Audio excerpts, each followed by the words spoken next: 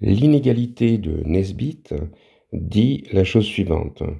Quels que soient les réels strictement positifs A, B et C, eh bien, on a l'inégalité suivante, A divisé par B plus C, plus B divisé par A plus C, plus C divisé par A plus B, c'est toujours supérieur ou égal à 3 demi. Donc je vais vous proposer une démonstration très simple de ce résultat. Si vous allez sur la page Wikipédia sur l'inégalité de Nesbit, vous verrez que 9 preuves sont proposées, mais je n'ai pas vu exactement cette preuve. J'ai vu une variante de cette preuve, mais elle n'est pas exactement pareille. Donc ce qui rend l'inégalité difficile à montrer, c'est les dénominateurs qui sont des sommes. On préférerait que les fractions soient inversées avec une somme en haut et rien en bas. D'où l'idée suivante, je vais donner un nom à chacun des dénominateurs. Donc on va dire x, y et z.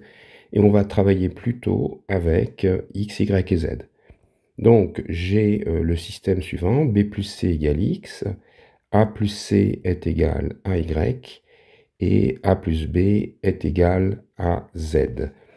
Et l'idée, c'est que je vais récupérer A, B et C. Alors, vu la symétrie, je fais la somme des trois égalités. J'obtiens 2A plus 2B plus 2C égale X plus Y plus Z. Donc, j'en déduis que A plus B plus C, c'est 1 demi de X plus Y plus Z.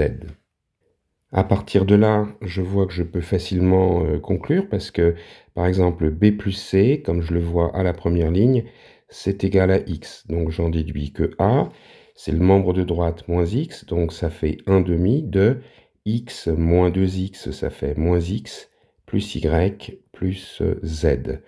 Et puis par symétrie, j'en déduis B qui vaut 1 demi de X moins Y plus Z, et C qui vaut 1 demi de X plus Y moins Z.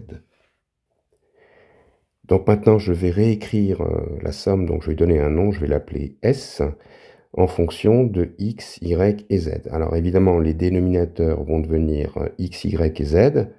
J'ai un 1 demi qui va se mettre en facteur, et je remplace. Donc ça me fait moins X plus Y plus Z.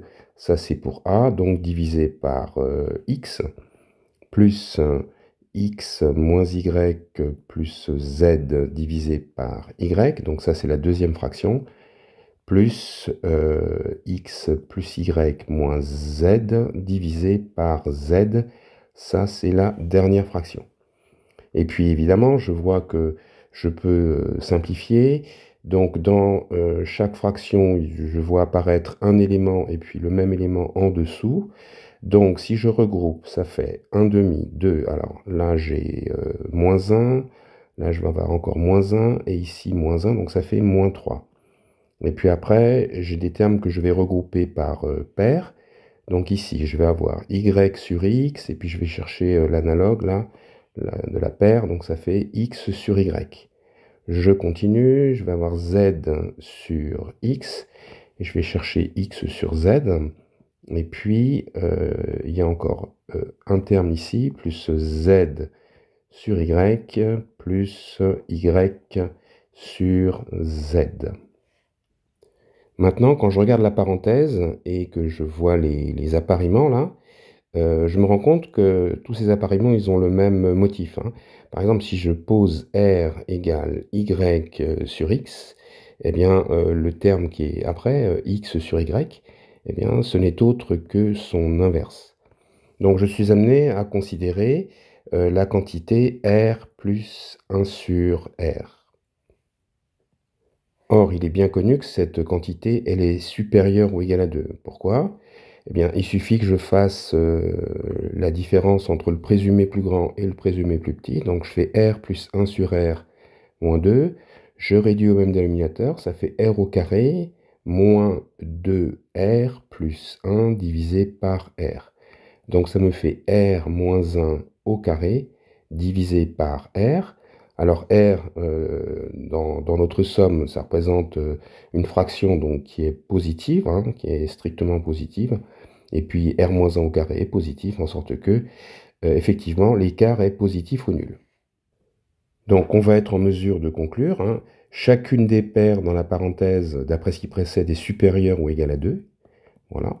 Donc, finalement, il apparaît que S est supérieur ou égal à 1 demi de moins 3 plus 2 apparaît 3 fois, donc plus 3 multiplié par 2. Et 3 fois 2, 6, moins 3, ça fait 3. Et donc, on voit que S est supérieur ou égal à 3 demi.